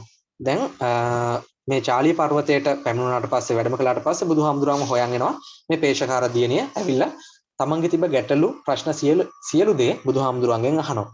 අහලා ඒ සියලු දේම निराකරණය කරගන්නවා. ඉතින් මේ අවස්ථාවේදී පේශකාර දියණිය ධර්මය අවබෝධ කර ගැනීම සිද්ධ කරගන්නවා. ඒ හින්දා මේ 19 වන වස් කාලේ 18 19 වස් කාලේදී වෙච්ච වැදගත් සිදුවීමක් විදිහට මේ පේශකාර දියණියගේ ධර්මය අවබෝධ කර ගැනීම කියන කාරණාවක් හඳුන්වන්න පුළුවන්. දැන් මෙයා ධර්මය අවබෝධ කරගෙන මෙයා යනවා මෙයාගේ ගෙදෙට්ට පේශකාර දියණිය. ඒ ගියාට පස්සේ මේ ගොඩක් සතුටින් යන්නේ මේ තාත්තට කියන්න යන්නේ මම මේ ධර්මය අවබෝධ කරගත්තා මම මේ බුදුහාමුදුරුවෝ හම්බුණා මගේ ප්‍රශ්න වලට මම පිළිතුරු ලබා ගත්තා කියලා ගොඩක් සතුටින් යන්නේ තාත්තට කියන්නේ. මේ කියන්නේ යනකොට තාත්තට තියෙන්නේ රෙදි කර්මාන්ත ශාලාවක් තමයි තියෙන්නේ. රෙදි වියන එක තමයි එයාගේ තාත්තගේ රස්සාව. ඉතින් ඒ යනකොට මේ පේශකාර දියණිය අහු වෙනවා අර රෙදි වියන මැෂිමකට. රෙදි වියන යන්ත්‍රයකට වෙනවා. අහු වෙලා එයා මැරෙනවා. ඉතින් ඒ මැරුණා උනත් එයා ධර්මය අවබෝධ කරගත්ත පුද්ගලයෙක්. නමුත් එයාගේ තාත්තා එහෙම ධර්මය අවබෝධ කරගත්ත පුද්ගලයෙක් නෙමෙයි. ඉතින් තාත්තා ගොඩක් දුකින් හිටියා. එයා දුකින් එහෙ මෙහෙ යනවා. ගිහලා අන්තිමට බුදුහාමුදුරන්වත් හම්බ වෙනවා. බුදුහාමුදුරන් හම්බුනාට පස්සේ බුදුහාමුදුරන්ගෙන් ධර්මය අහලා පැවිදි වෙලා උපසම්පදාවත් ලැබලා අවසානයේ මේ පේශකාර දියණියගේ තාත්තත් රහත් ඵලයටපත් වෙනවා. ඉතින් 19 වෙන 18 19 වස් කාලවලදී සිදුවෙච්ච වැදගත් සිදුවීමක් හැටියට ඒ කාරණාව අපිට හඳුන්වන්න පුළුවන්. දැන් උන 20 වන වස් කාලය 20 වන වස් කාලය බුදුහාමුදුරුවෝ ගත කරන්නේ රජගහනුවර වේළුවනාරාමයේ. රජගහනුවර වේළුවනාරාමයේ තමයි බුදුහාමුදුරුවෝ ගත කරන්නේ. දැන් ඔන්න අවුරුදු 20ක් ගත වෙලා දැන් බුදුහාමුදුරුවන්ගේ ශාසනය ආරම්භ වෙලා නැත්නම් බුදුහාමුදුරුවෝ බුද්ධත්වයටපත් වෙලා අවුරුදු 20ක් වගේ කාලයක් දැන් ඔන්න ගත වෙලා. අවුරුදු 20ක් වගේ කාලයක් ගත වෙනකොට ශාසනය ගොඩාක් දුරට ව්‍යාප්තත් වෙලා ලොකු පිරිසකුත් එකතු වෙලා. නමුත් අර ඉස්සර තිබුණා වගේ බොහොම සාමකාමීව මේ ශාසන ව්‍යාප්තිය සිද්ධ වුණේ නැහැ. විවිධ වූ ප්‍රශ්න ගැටලු ගොඩක් ඇති වෙන්න පටන් ගත්ත සමයක් බවට පත් වුණා මේ කාලේ වෙනකොට. දැන් මම කියවනේ දැන් සම්පූර්ණයෙන්ම විශාල ප්‍රදේශයක් පුරා මේ ධර්මයේ පැතිරලා තිබුණා කියලා. ඒ වගේම විශාල පිරිසක් එකතු වෙලා හිටියා කියලා. දැන් අවුරුදු 20ක් වගේ කාලයක් ගියාට පස්සේ චාරිකා යුගය. ඒ කියන්නේ තනින් තනට ගමන් කරමින් පිඬුසිඟා වඩමින් නැත්තම් නගරෙන් නගරයට ධර්ම ප්‍රචාරයේ යමින් ගත කරපු ජීවිතය නැත්නම් ගත කරපු කාලය අවසන් වීම සිද්ධ වෙනවා. ඒ කියන්නේ චාරිකා යුගය අවසන් වෙනවා මේ 20 වෙනි වස් කාලේ එළවෙනවත් එක්කම. චාරිකා යුගය අවසන් වෙලා මේ හැම භික්ෂුන් වහන්සේ කියන්නේ බොහෝ භික්ෂුන් වහන්සේලා ආරාමීය භික්ෂු ජීවිතයක් ගෙවන්න පුරු වෙනවා. ඒ කියන්නේ කොහෙම ආරාමයක් නිර්මාණය කරගෙන සකසගෙන එතන පිරිවෙනක් වගේ උගන්වන්න පුළුවන් තැනකුත් හදාගෙන තමන් ආචාර්ය වහන්සේ විදිහට සහ තමන්ගේ ශිෂ්‍ය පරම්පරාවක් ඇති කරගනිමින් මෙන්න මේ වගේ ආරාමීය ජීවිතයකට හුරු වෙන්න පටන් ගත්තේ මෙන්න මේ කාලය වෙනකොට. දැන් එච්චරටම ලොකු පිරිසක් මේ බුද්ධ ශාසනයත් එක්ක එකතු වෙලා හිටපු හින්දා තමයි එහෙම වෙන්න පටන් ගත්තේ. දැන් බුදුදහම ආරම්භ වෙලා නැත්නම් බුදුරජාණන් වහන්සේ බුද්ධත්වයට පත් වෙලා මුල් කාලේ බුද්ධ ශාසනයට එකතු වෙච්ච පිරිස ධර්ම අවබෝධය සඳහාමයි එකතුනේ කියලා මම ඔයාලට කිව්වනේ. දැන් මේ කාලේ වෙනකොට මේ ධර්ම අවබෝධය සඳහා එකතු වෙච්ච පිරිසට විවිධ වූ දැන් ගරු සරුද ගරු නම්බුනාම ඒ වගේම විවිධ වූ ප්‍රත්‍යදාන හැමදේම හම්බෙන්න පටන් ගත්තා. රජවරු පවා අනුග්‍රහය දැක්ුවේ බුදුහාමුදුරුවන්ගේ මේ ශාසනයට. මේ වික්ෂුන් වහන්සේලාට තමයි අනුග්‍රහය දැක්ුවේ. ඉතින් මෙහෙම අනුග්‍රහය දක්වනකොට අනිත් හිටපු පිරිස් වලට විවිධ දේවල් උගන්වපු පිරිස් වලට මේක දරා ගන්නම බැරි තත්ත්වයක් බවටපත් වුණා. දැන් මේ කට්ටිය මොකද කළේ? දැන් නිගණ්ඨ පිරිස් අචේලකයෝ බ්‍රාහ්මණ මේ වගේ කට්ටිය මොකද කළේ? දැන් අපිට දානෙත් නැහැ, කණ්ඩත් නැහැ, ඉන්න තනුත් නැහැ. හැබැයි බුදුහාමුදුරන්ගේ කට්ටියට හැමදේම හම්බ වෙනවා. රජවරුම ඇවිල්ලා දානේ පූජා කරනවා. මහා ලොකු දාන පූජා කරන්නේ. ඉතින් මේක දරා ගන්න බෑ. එහෙනම් අපිට කණ්ඩවත් නැතිකොට අපි ගිහලා අතන මහාන වෙමු. බුදුහාමුදුරුවෝ මහාන වෙමු. මහාන වෙලා ඇතුළට කකා බිවිවත් තිමු කියලා ඔන්න පිරිසක් ඇවිල්ලා මොකද කරන්නේ? මේ පැවිදි බවට පත් වෙනවා. දැන් මේ කට්ටියගේ ඇත්ත අරමුණ උනේ ධර්ම අවබෝධය නැත්නම් ධර්ම ප්‍රචාරයද? නැහැ. වෙනත් වූ ලාභයන් ලබා ගැනීමනේ. දැන් දානයක් ලබා ගැනීම, එහෙම නැත්නම් වෙනත් වූ ප්‍රත්‍ය ලැබෙන තෑගි භෝග අර වගේ දේවල් එහෙම ලබා ගැනීම තමයි මේ කට්ටියගේ අරමුණ බවට පත් උනේ. ඉතින් මෙන්න මේ හින්දා විවිධ වූ ගැටලු ප්‍රශ්න ඇති වෙන්න පටන් ගත්තා. දැන් මේ වගේ පිරිස් ඇවිල්ලා පැවිදි වෙලා හිටියා වුණත් සමහරු ධර්මයේ විදිහට දේශනා කළේ බුදුරජාණන් වහන්සේගේ ශ්‍රී සද්ධර්මය නෙමෙයි. අර ඒ කට්ටිය කලින් ඉගෙන ගත්ත දේවල්. සමහර කට්ටිය අන්තවල තිබුණ දේවල් කියන්න ගත්තා. තවත් සමහරු නිගණ්ඨ ධර්මයේ දේශනා කරන්න ගත්තා. ඔන්න ඔය විවිධ වූ දේවල් මේ කට්ටිය කියන්න පටන් ගත්තා. ඉතින් මෙන්න මේ වගේ දේවලුත් වෙනකොට මිනිස්සුන්ගේ දෝෂ දර්ශනයට ටික ටික ඔන්න ලක් වෙන්න පටන් ගත්තා. දැන් වික්ෂුන් වහන්සේ කෙනෙක් කෙනකොට අපෝ බලන්න එපා මේ පැත්ත ඒ කට්ටිය මොනා කියන කට්ටියද දන්නේ අපේ ළමයි නොමග යනවා ඒ හින්දා ඔන්න වගේ මිනිස්සු අර මේ වැඩි දොස් නගන්න පටන් ගත්තා. ඉතින් දැන් මේ කාලේ වෙනකොට බුදුහාමුදුරුවන්ට සිද්ධ වුණා මේ විනය පවත්වා ගැනීම සඳහා දැන් කට්ටි විනය විරෝධී කටයුතු සිද්ධ කරනවානේ. ඉතින් ඒ වගේම විනය විරෝධී කටයුතු සිද්ධ කරනකොට ඒව මැඩ පවත්වා ගන්න, ඒව නවත්තගෙන මේ එල්ල වෙන දෝෂ දර්ශන වලින් කාටවත් හානියක් නොවෙන්න මේ ශාසනය පවත්වාගෙන යන බුදුහාමුදුරන්ට අවශ්‍යතාවයක් දැන් ඔන්න පැන නැගෙනවා. ඉතින් මේ අවස්ථාවේදී මොගලන් හාමුදුරුවෝ, සරියුත් හාමුදුරුවෝ, ආනන්ද හාමුදුරුවෝ මේ හැමදෙනාම එකතු වෙලා බුදුහාමුදුරන්ට මේ පිළිබඳව කරුණු කාරණා සඳහන් කරනවා. ඉතින් ඒ අවස්ථාවේදී බුදුහාමුදුරුවෝ තීරණය කරනවා දැන් මේ ශාසනයේ විවිධ වූ කාරණා හින්දා ප්‍රශ්න ගැටලු පැනනගින්න පටන් අරන් තියෙනවා. ඒවට මම විනය නීති පැනවිය යුතුයි කියලා ඔන්න තීරණය කරනවා. දැන් ඔන්න මේ 20 වන වස් කාලයක් ගත වුණාට පස්සේ එළඹෙන කාලෙදි තමයි මේ විවිධ වූ නීති රීතීන් පැනවීමේ කියන සංකල්පයන් ඇති වෙන්නේ. දැන් මේ විනය නීති රීතීන් පනවන්න හේතු වෙච්ච කරුණු 4ක් පිළිබඳව සඳහන් වෙනවා. පළවෙනි එක තමයි රත්ත්‍ඤ්ඤ මහත්ත.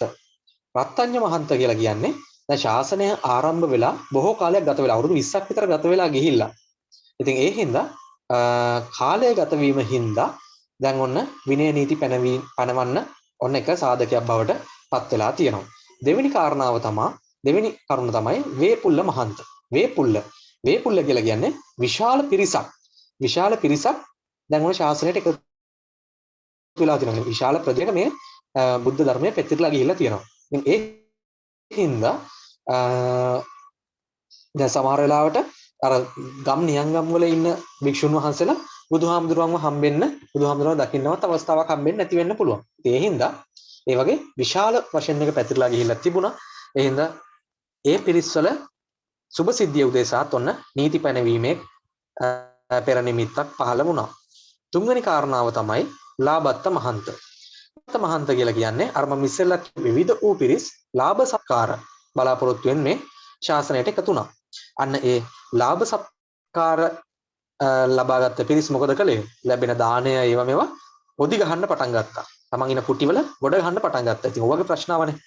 ඉතින් ඔන්න ඒවත් එක්ක මේ ලාභ සත්කාර ලැබීමත් ඔන්න මේ නිතරේති පනවන්න හේතුවක් බවට පත් වුණා. හතරවෙනි කාරණාව තමයි බාහුසච්ච මහත්ත. බාහුසච්ච මහත්ත කියලා කියන්නේ පිරිස වැඩි වෙනකොට වයසින් වැඩි පිරිස් එහෙම ඉන්නකොට උගත් විදිහට නැත්නම් යම්කිසි කාරණාවක් යම්කිසි ප්‍රශ්නයක් ආවහම ඒකට විවිධ වූ මත අදහස් පළ කරන පිරිස් වැඩි වුණා. දැන් ඉස්සර නම් මොකක් හරි ගැටලුවක් ආවම බුදුහාමුදුරන්ව හම්බෙලා බුදුහාමුදුරනේ මෙන්න මෙහෙම ගැටලුවක් තියෙනවා. අපි ඒකට කළ යුත්තේ මොකක්ද කියලා බුදුහාමුදුරන්ගෙන්ම අහනවා. මුල් කාලෙදී. හැබැයි පසු කාලිනව එහෙම පුළුවන්කමක් තිබුණේ නැහැ. ඉතින් එතකොට අර ආචාර්ය ස්වාමින් වහන්සේගෙන් අහනවා හාමුදුරනේ මොකද්ද වෙන්නේ? මොකද්ද මේකට කළ යුත්තේ? දැන් එහෙම කියන්න ගත්තාම විවිධ වූ පිරිස් විවිධ වූ මතවාද පළ කරන්න ගත්තා. එතකොට සමහර වෙලාවට නොදැනීම විනය විරෝධී කටයුතු සිද්ධ වෙන්න ගත්තා. ඉතින් ඔන්න ඕවාගේ කරුණු හින්දා ඔයගේ කරුණු හේතුපාදක වුණා මේ ශික්ෂාපද නැත්නම් විනය නීති රීති පනවන්න. අන්න ඒ විනය නීති රීති තමයි අපි හඳුන්වන්නේ පරාජිකා ශික්ෂාපද කියලා. පැහැදිලිද? මම හිතන්නේ දැන් පරාජිකා කියන වචනේ පිළිබඳව හොඳ අවබෝධයක් ඔයාලට ඇති. හරි. දැන් මෙතෙන්දි මම කියන්න දැන් පරාජිකා කියන කාරණාවත් එක්ක මේ පරාජිකා කියන්නේ මොනවද? දැන් තවත් ආකාරයකින් අපි සඳහන් කරනවා බුදුහාමුදුරුවෝ දේශනා කරපු නැත්නම් පණවපු දේවල් අපි හඳුනනවා ප්‍රාතිමෝක්ෂ. මේ ප්‍රාතිමෝක්ෂය නැත්නම් විනය දේශනාව අපි බෙදනවා ඕවාද ප්‍රාතිමෝක්ෂය සහ ආඥා ප්‍රාතිමෝක්ෂය කියලා. හරිද? දැන් ඕවාද ප්‍රාතිමෝක්ෂය ගත්තාම දරුවෝ මේ මුල් කාලය පුරාවටම බුදුහාමුදුරුවෝ ඔවදන් ලබා දීම විතරමයි සිද්ධ කළේ. දැන් කෙනෙක්ට මොකක් හරි ගැටලුවක් එනවනම් ඕක කොහොම කරන්න එපා මේක මෙහෙම කළා නම් ඔය ගැටලුව විසඳෙනවා. ඔවදන තමයි ලබා දුන්නේ. කියන අවවාදයක් අනුශාසනාවක් තමයි බුදුහාමුදුරුවෝ හැම වෙලෙම ලබා දුන්නේ. නමුත් දැන් මේ පසු කාලිනව මෙන්න මේ වගේ ප්‍රශ්න ඇති වෙනකොට අවවාද අනුශාසනා විතරක් ලබා දීලා ඒවා පාලනය කරන්න පුළුවන් කමක් තිබුණේ නැහැ. ඒ අවස්ථාවේ තමයි බුදුහාමුදුරුවෝ ආඥාවන් විදිහට නැත්නම් නීති විදිහට මේ විවිධ වූ කරුණු කාරණා ගෙනහැර දැක්කුවේ.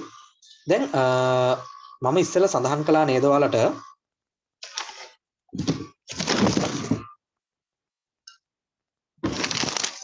බුදුහාමුදුරුවෝ මේ පරාජිකාවන් දේශනා කළා කියලා. ඉතින් ওই පරාජිකාවන් පිළිබඳව මූලික සංකල්පයන් බිහි වෙන්නේ මෙන්න මේ අවස්ථාවේදී. හරිද? දැන් ඔන්න 20 වන වස් කාලය ওই විදිහට ගත වෙලා යනවා. ගත වෙලා ගිහිල්ලා මේ වස් කාලය අවසන් වෙනකොට බුදුහාමුදුරුවන්ටත් අවශ්‍ය වෙනවා තමන් වහන්සේට නිත්‍ය උපස්ථාන කරන්න පුද්ගලයෙක් අවශ්‍ය වෙනවා. ඉතින් මේ අවස්ථාව වෙනකොට විවිධ වූ භික්ෂුන් වහන්සේලා බුදුහාමුදුරන්ට විවිධ අවස්ථාවලදී උපස්ථාන කරනවා. නමුත් නිත්‍ය වශයෙන්ම හැම වෙලෙම බුදුරජාණන් වහන්සේ පිළිබඳව හොයලා බලන්න නිත්‍ය උපස්ථාන කරන්න පුද්ගලයෙක් අවශ්‍ය වෙනවා. ඉතින් මේ පිළිබඳව සොයලා බලනකොට ආනන්ද හාමුදුරුවන් වනේ නිත්‍ය උපස්ථායක තනතුරට පත් කරගන්නේ. හැබැයි ආනන්ද හාමුදුරුවන් පත් කරගන්න කලින් නාගිත, නාගසමාලා, සුනක්කත්ත, සාගත, උපවාන, රාද, මේගිය, චුන්ද කියන මේ තෙරවරු භික්ෂුන් වහන්සේලා බුදුහාමුදුරන්ට විවිධ අවස්ථාවලදී උපස්ථාන කටයුතු සිද්ධ කළා. ඉතින් මේ පිරිසුත් මේ උපස්ථානය කරන්න කෙනෙක් අවශ්‍යයි කියලා කිව්වහම මේ භික්ෂුන් වහන්සේලා අනේ මාව තෝරගන්න කියලා විවිධ අවස්ථාවලදී බුදුහාමුදුරන්ට කියලා තියෙනවා. සරියුත් හාමුදුරන්ට කියලා තියෙනවා. නමුත් නිත්‍ය උපස්ථාන නැත්නම් බුදුහාමුදුරන්ට උපස්ථාන කරන්නම පෙරම් පුරාගෙන පුද්ගලයා තමයි මේ ආනන්ද හාමුදුරුවෝ කියලා කියන්නේ. ආනන්ද හාමුදුරුවෝ ඉතින් පැත්තකට වෙලා බොහෝම නිසල්මනේ ඉන්නවා. අනේ ඉතින් මට ලැබුණොත් මම මේ හොඳින් කරනවා. මම සුදුසු නම් මට ලැබෙයි කියලා ආනන්ද හාමුදුරුවෝ පැත්තකට වෙලා ඉන්නවා. ඉතින් ආනන්ද හාමුදුරුවෝ තමයි මේකට සුදුසුම පුද්ගලයා කියලා බුදුහාමුදුරුවෝ මොකද කරන්නේ? ඒ පිළිබඳව සාකච්ඡා කරලා සරියුත් හාමුදුරුවෝ, මුගලන් හාමුදුරුවෝ මේ සියලු දෙනාත් එක්කම සාකච්ඡා කරලා ආනන්ද හාමුදුරුවන්ට මේ තනතුර ලබා දෙනවා. ඉතින් ওই විදිහට තමයි 20 වන වස් කාලය සහ 20 වන බුද්ධත්වයෙන් 20 වන වර්ෂය ගෙවෙන්නේ ඔන්න ඔය කරුණු කාරණාත් එක්ක. ඉතින් ඔය කරුණු කාරණාත් එක්ක මේ ගෙවිලා යනකොට ඊට පස්සේ 21 වන වස් කාලේ ඉඳන් 44 වෙනකම් දැන් මම කිව්වනේ ඉස්සෙල්ලා වලට 20 වන වස් කාලෙන් පස්සේ අර විවිධ තැන්වල ඇවිදිමින් ගත කරපු ඇවිදිමින් ධර්ම ප්‍රචාරය කරපු කටයුතු වලින් පොඩ්ඩක් පැත්තකට වෙලා භික්ෂුන් වහන්සේලා ආරාමීය ජීවිතයකට පුරුණා කියලා. ඉතින් අන්න ඒ වගේම තමයි බුදුහාමුදුරුවෝ 21 වන වස් කාලේ ඉඳලා 44 වන වස් කාලය දක්වාම සවැත් නුවර ජේතවනාරාමයේ තමයි ගත කළේ. ඉතින් මේ 21 වන වස් කාලෙදී විශාඛා සිටු දියණිය එනවා ධර්මය ශ්‍රවණය කරන්න. ඒ අවස්ථාවේදී තමන්ගේ මේල පළඳනාව ගලවලා විහාරයෙන් පිටතනක තමයි තියලෙන්නේ. ඒ තියලවිලා අපහු යනකොට මේ විශාඛා සිටු දිනේට මේ මේල පළඳනාව අමතක වෙනවා. ඉතින් අමතක වුණාට පස්සේ නැවත ඇවිල්ලා බලනකොට ඒක තියෙනවා. නමුත් එයාට හිතෙන්නේ නැහැ නැවත මේක අරගෙන පැලඳ ගන්න.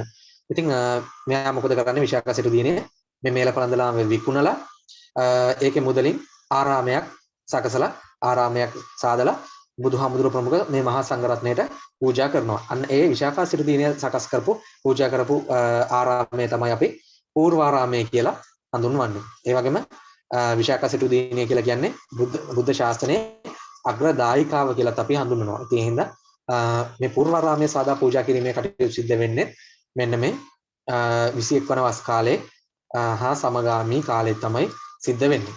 දැන් 21 වන වස් කාලෙදී ආපු නවම් පොහොය දවසේ තමයි මේ ආඥා ප්‍රාතිමෝක්ෂය කියන එක දේශනා කරන්නේ. දැන් මම අර ඉස්සෙල්ලා සඳහන් කරන්නේ ඔයාලට විවිධ නීති රීති පනවන එක ගැන මූලික අදහසක් 20 වන වස් කාලේදී ආවා. හැබැයි 21 වන වස් කාලයත් අවසන් වුණාට පස්සේ කියන්නේ නවම් පොහොය දවසේ 21 වන වර්ෂයේ නවම් පොහොය දවසේ තමයි මේ ප්‍රාතිමෝක්ෂය දේශනා කිරීම සිද්ධ වෙන්නේ. ඒ ප්‍රාතිමෝක්ෂය දේශනා කරනකොට බුදුහාමුදුරුවෝ ඕවාද ප්‍රාතිමෝක්ෂය වගේම ආඥා ප්‍රාතිමෝක්ෂය නැත්නම් ආනා ප්‍රාතිමෝක්ෂය කියන ආකාර දෙකම දේශනා කරනවා. ඕවදන් විදිහට සහ ආඥාවන් නීති රෙගුලාසින් විදිහට දේශනා කරනවා. මේකට මූලික හේතුපාදක වෙන්නේ අර මම ඉස්සෙල්ලා ඔයාලට කිව්වා නේද? 12 වන වස් කාලේදී අර සුදින්න කියලා තෙරුන් කෙනෙක් නැත්නම් සුදින්න කියලා භික්ෂුන් වහන්සේ කෙනෙක් පැවිදි වෙනවා. එයා බොහොම ධාර්මික විදිහට මුල් කාලේ ඉන්නවා. අවුරුදු 8ක් විතර එයා බොහොම ධාර්මිකව මේ බණ භාවනා කරගෙන ඉන්නවා. හැබැයි මේ 20 වන වස් කාලේ වගේ වෙනකොට මෙයාට මෙයා ගැටලුවක් ඇති කරගන්නවා. මෙයා ගැටලුව තමයි විනය විරෝධී කටයුත්තක් මෙයා සිද්ධ කරනවා. මේ සුදින්න කියන හාමුදුරුවෝ. ඉතින් මේ බව ආරංචි වුණාම ඉතින් බුදුහාමුදුරුවෝ තීරණය කරනවා මේ සතර පරාජිකාවලින් නැත්නම් පරාජිකාවලින් පළවෙනි නීතිය පනවන්නට අවශ්‍යයි කියලා. එතකොට පරාජිකාවල පළවෙනි නීතිය පනවන්නේ මේ සුදින්න කියන භික්ෂුව රබයා තමයි පනවන්නේ. දැන් කෙනෙක්ට ප්‍රශ්නයක් එන්න පුළුවන් මොකද්ද මේ පළවෙනි දේ කියන්නේ මොකද්ද මේ කියපු කරපු වැරද්ද? ඒ ප්‍රශ්නයක් එන්න පුළුවන් නේ. දැන් ඒ වැරද්ද තමයි දැන් අර 11 වන වස් කාලේදී 11 වන අවුරුද්දේදී මේ සුදින්න කියන හාමුදුරුවෝ පැවිදි වුණාට එයා අවුරුදු 8ක් විතර බණ භාවනා කළාට මෙයා මාර්ගඵලයකට ලැබුණේ නැහැ. හැබැයි මෙයා අවුරුදු 8ක් විතර ඉන්නකොට මෙයාට මේ බණ භාවනා කරන්න එපා වෙනවා. එපා වෙලා මෙයා හිතනවා මම ආපහු යනවා ගෙදර. ගෙදර ගිහිල්ලා මගේ භාර්යාවත් එක්ක මම නැවත ජීවත් වෙනවා කියලා ඔන්න මේ සුදින්න කියන භික්ෂුන් වහන්සේ අර සිවුරු හැරදමලා නෙමෙයි සිවුරත් එක්ක මෙයා යනවා. සිවුරු හැරදමලවත් එහෙම මුකුත් කරලා නෙමෙයි. එයා මේ පැවිදි වෙලා ඉන්න ගමන්ම යනවා තමන්ගේ බිරිඳව හම්බෙන්න ගිහි කාලේ බිරිඳව හම්බෙන්න යනවා. ඒ හම්බෙන්න ගිහිල්ලා පෞල් ජීවිතයක් ගත කරනවා. පෞල් ජීවිතයක් ගත කරලා මේ පැවිදි වෙලා ඉන්නකොටම එයාගේ ගිහි කාලේ බිරිඳට දරුවෙක් ලැබෙනවා. දරු ගැබක් පිහිටනවා. ඉතින් ඔන්න ඕක තමයි මේ පළවෙනි පරාජිකා නීතිය නැත්නම් පරාජිකා පනවන්න හේතු වෙන්නේ මෙන්න මේ සිදුවීම. අන්න ඒ හින්දා තමයි සුදින්න කියන භික්ෂුව ආරම්භය පළවනම නීතිය කියලා සඳහන් වෙන්නේ. පළවන ප්‍රාතිමෝක්ෂය නැත්නම් තමයි මෛතුන ධම්ම පරාජිකා.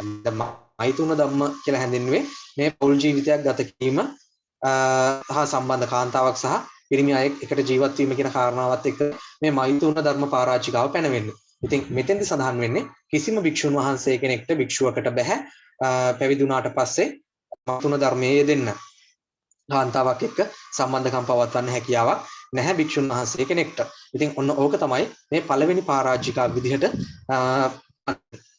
ඉතින් තවත් පරාජිකා අපිට සතර පරාජිකාවන් තියෙනවා පසු කාලීනව පනවපු පළවෙනි එක තමයි දැන් මම කියව මෛත්‍රින ධර්ම පරාජිකා.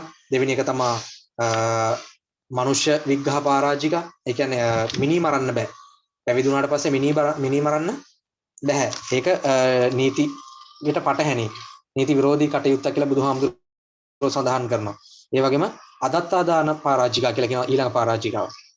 හොරකම් කරන්න බෑ.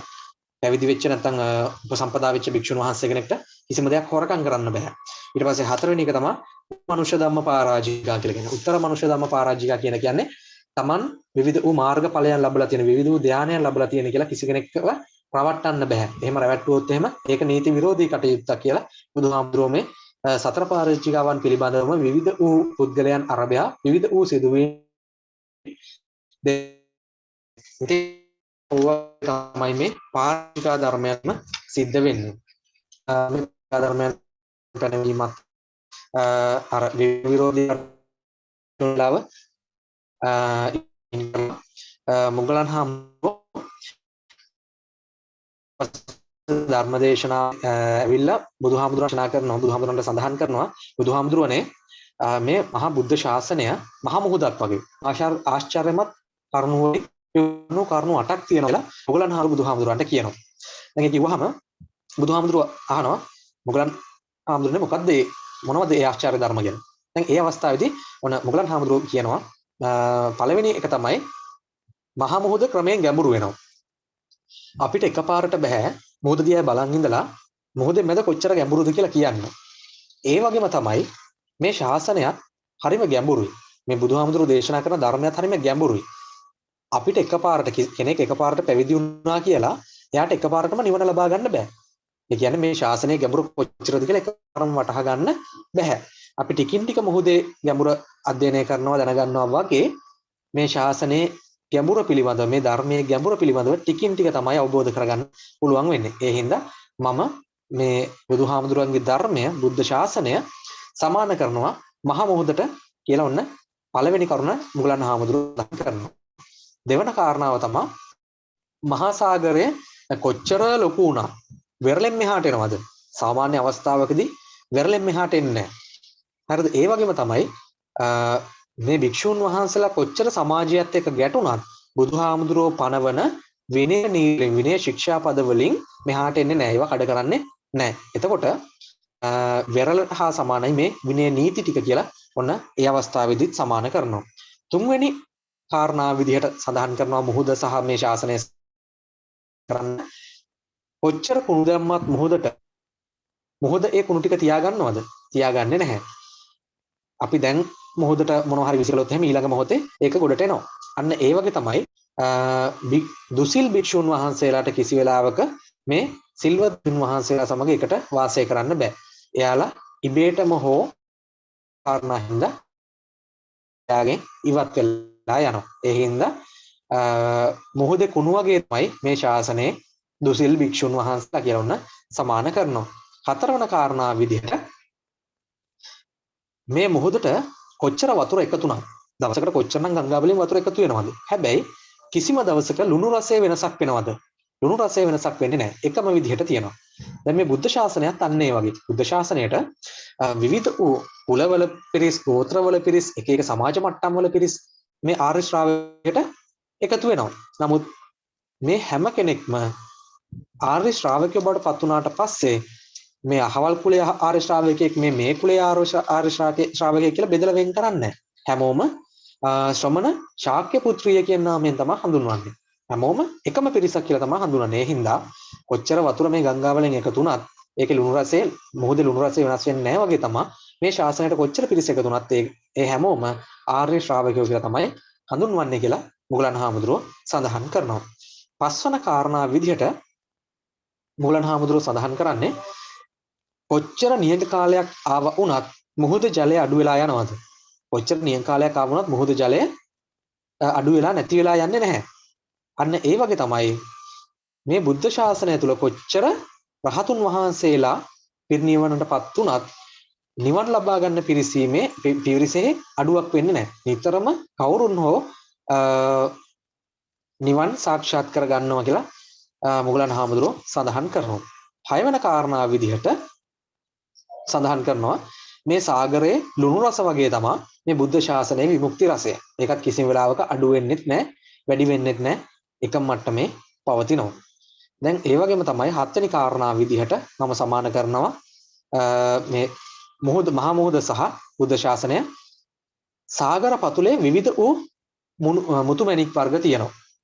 බුද්ධ ශාසනයේත් ඒ වගේම තමයි සත්‍තිස් බෝධිපාක්ෂික ධර්ම කියලා හඳුන්වන්නේ අර ගැඹුරින්ම පවතින මුතුමැණික් වලට සමාන වූ රත්නයන් කියලා මුගලන් හාමුදුරුවෝ සඳහන් කරනවා. අටවෙනි කාරණා විදිහට සඳහන් කරන්නේ සාගරයේ කොච්චරනම් මාළු එහෙම ඉන්නවද?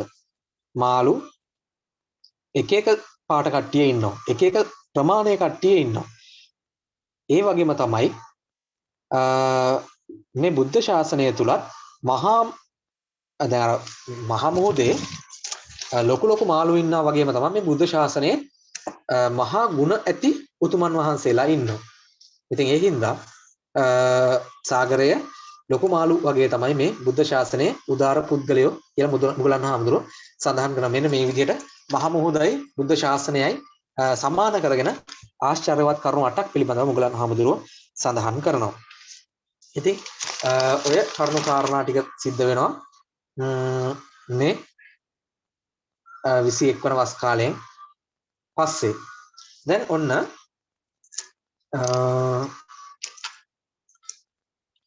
දැන් මේ විදිහට බුදුහාමුදුරුවෝ ජේතවනාරාමේ වැඩ වාසය කරනකොට හැම වෙලාවෙම බුදුහාමුදුරුවන්ව හම්බෙන්න විවිධ පිරිස් පැමිණෙනවා.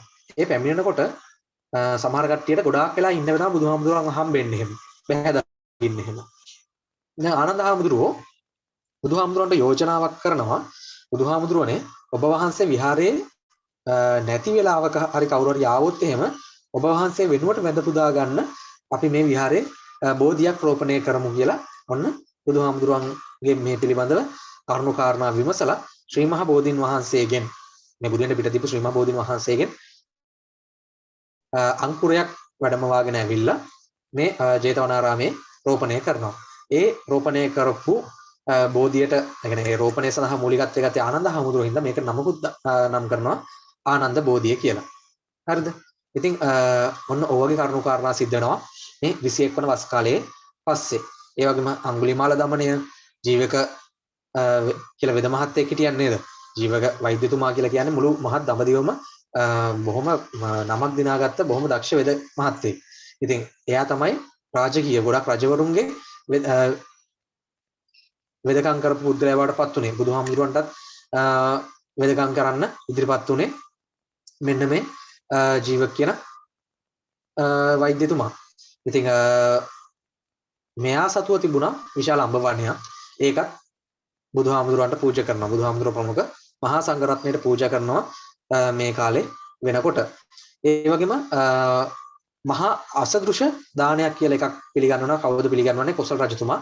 කොසල් රජතුමාට මේක පිළිගන්නන්න සිද්ධ වෙන්නේ රජතුමා සහ නගරවැසියෝ අතර ලොකු තරහයක් ඇති වුණා බුදුහාමුදුරන්ට දාන පූජා කරන්න. දැන් අපි කියමුකෝ රජතුමා ස්වාමීන් වහන්සේ භික්ෂුන් වහන්සේලා 100ක් නමකට අද දාන පූජා කළා කියලා. හෙට මේ ඒ නගරයේ මිනිස්සු එකතු වෙලා 105 නමකට ඔන්න දානේ පූජා කරනවා. ඊට පස්සේ රජතුමා මොකද කරන්නේ? ඊළඟ දවසේ 119කට පූජා කරනවා. නගරවැසියෝ 129කට පූජා කරනවා. ඔන්න ඔය විදිහට මේ මහා තරගයක් ඇති වෙන්න ගත්ත රජතුමා සහ මේ නගරවැසියෝ අතරේ දානයක් පූජා කරනවා. දැන් ඔන්න යම්කිසි අවස්ථාවක් ආවා නගරවැසියෝ රජතුමාට වඩා හොඳට මේ දාන පූජා කරනවා. මේ මිනිස්සු එකතු වෙලා මේ රජතුමාට හිතා ගන්නවත් බැරි විදිහට බොහොම උත්සව ශ්‍රීයෙන් මේ දානහෙම සූදානම් කරනවා. දැන් රජතුමාටත් මේකේ මේ කරදෙන්න බෑනේ. රජතුමා මේක දේවියටත් කියනවා මල්ලිකා දේවියට. මල්ලිකා දේවිය කියනවා අපි මහා අසෘෂ්ඨාය කියලා හැම දෙයක්ම තියෙන ලොකු දානයක් අපි සූදානම් කරමු කියලා ඔන්න මල්ලිකා දේවියගෙත් අනුදැනුම අනුශාසනා මත ලොකු දානයක් ලෑස්ති කරනවා. එතෙන්ට බුදුහාමුදුරුවෝ ප්‍රමුඛ 500ක් සංඝයා වහන්සේලාට ආරාධනා කරලා දානය පූජා කරනවා. ඉතින් ඔන්න ඔය වගේ කරුණු කාරණා සිද්ධ වෙන්න ගත්තා. දැන් මෙන්න මේ විදිහට ශාසනයේ විවිධ වූ හැලහැප්පීම් මැද ගලාගෙන යනකොට බුදුහාමුදුරුවන්ට පැසසුම් වගේම ගැරහුමුත් විඳින්න සිද්ධ වෙනවා. දැන් ඒ වගේ අවස්ථාවන් කිහිපයක් වල ගොඩක් දන්නවා. අපි බොහොම සැකෙමින් මතක් කළොත් එහෙම සුන්දරී පරිබ්‍රාජිකාවගේ මරණයට බුදුහාමුදුරුවෝ මූලිකත්වයේ ගත්ත බුදුහාමුදුරුවෝ තමයි විහාරයට ගෙනලා ඇයව මරලා දැම්මේ කියලා කටකතාවක් යවලා බුදුහාමුදුරුවන්ව ගැරහීමට ලක් කරන්න පටන් ගත්තා. ඊට පස්සේ දෙව්දත්ත හාමුදුරුවෝ විවිධ වූ සතුරුකම් බුදුහාමුදුරුවන්ට කරන්න ගත්තා.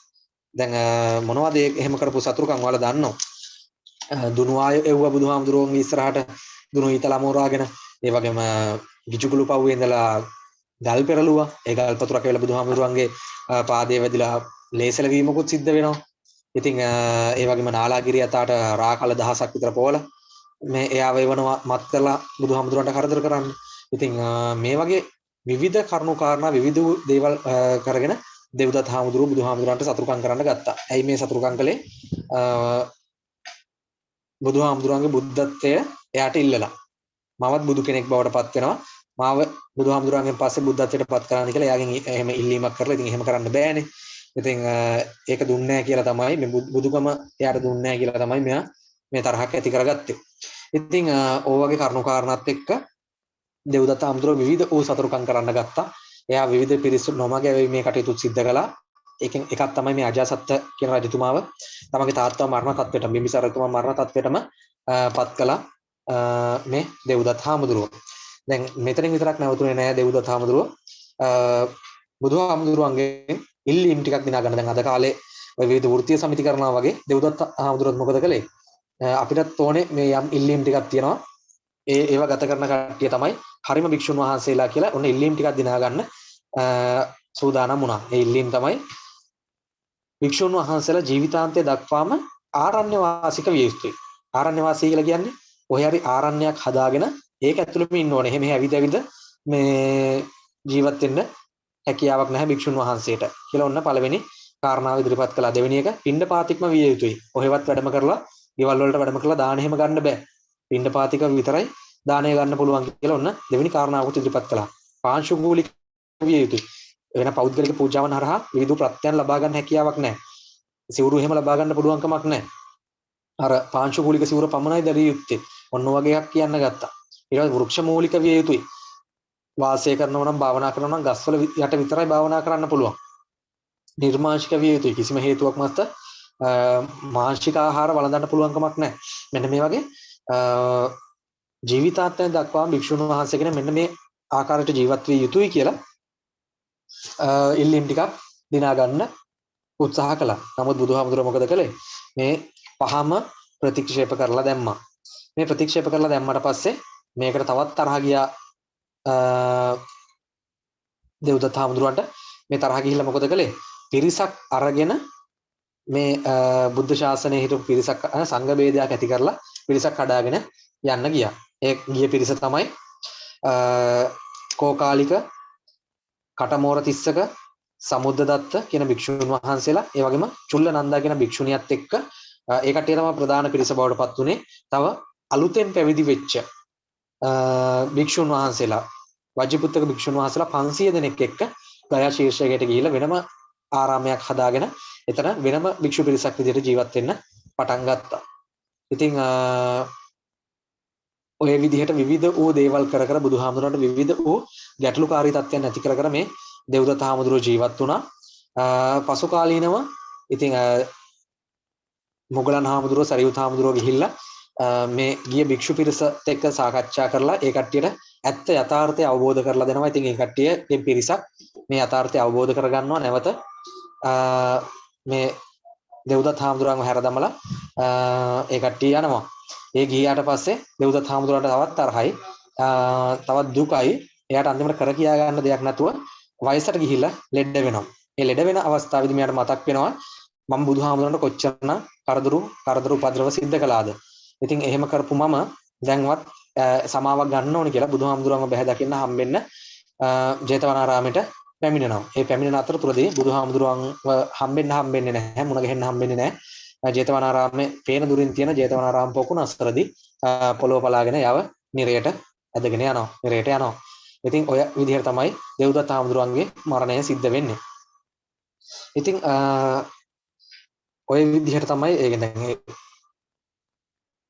පොළොව පලාගෙන ඇදගෙන හේතු වෙච්ච දානන්තරීය පාප කර්ම සිද්ධ කළානේ. සංඝ ભેදය සිද්ධ කළා, බුදුහාමුදුරන්ගේ ලේසල වීම කියන පාප කර්ම දෙකක්ම සිද්ධ කළානේ.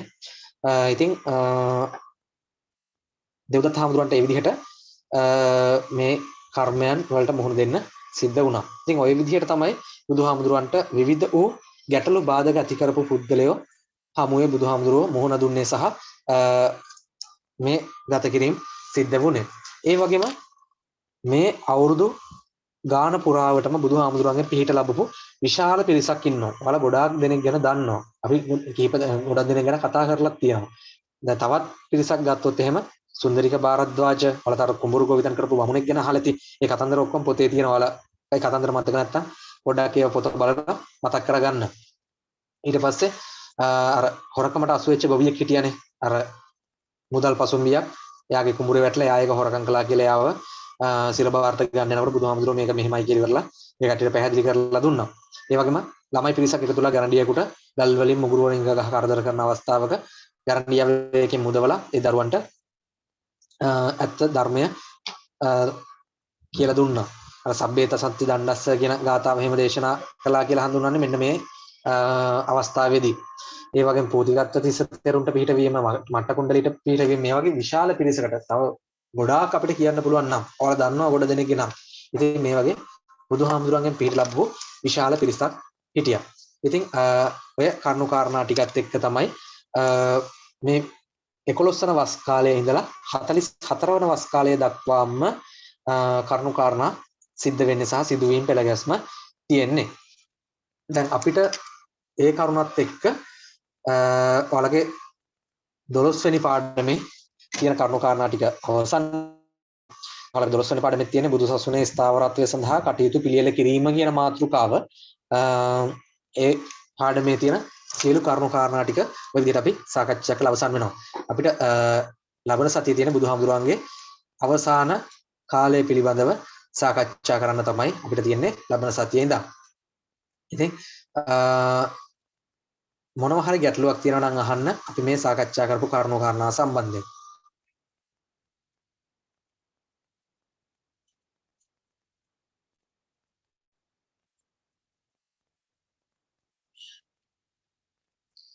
හරි, මොනවා හරි ගැටලුවක් වලට ඇති වුණොත් එහෙම ඕන වෙලාවක මගෙන් අහන්න. මම ඒ ඕනම දෙයක් කියලා දෙන්න. එහෙමනම් අද දවසේ අපිට සාකච්ඡා කරන්න තියෙන පාඩම උතනින් අවසන් වෙනවා. අපි ලබන සතියේ මේ බුදුහාමුදුරන් ජීවිතේ අවසාන සමය පිළිබඳව සාකච්ඡා කරමු. එහෙමනම් අද දවසේ පාඩම අපි මෙතනින් අවසන් කරමු.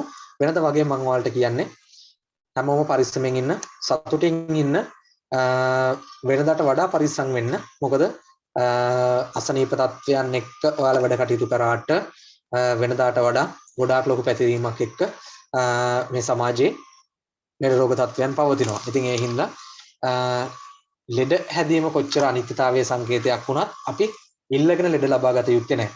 යුතු නැහැ. ඉතින් ඒ හින්දා හැමෝම පරිස්සම් වෙන්න, බොහොම සිහියෙන් කටයුතු කරන්න, කාලය අපතේ යවන්න නැතුව බොහොම හොඳින් වැඩ කටයුතු කරගන්න, ගෙදර කට්ටියත් එක්ක සතුටින් ඉන්න. හැමෝම පරිස්සමෙන් ඉන්න. අපි සුපුරුදු විදිහට ලබන සතියේ සිකුරාදා හවස 6:00 මාට හම්බෙමු. හැමෝටම සුබ දවසක්, සුබ සතියක්. හැමෝටම තෙරුවන්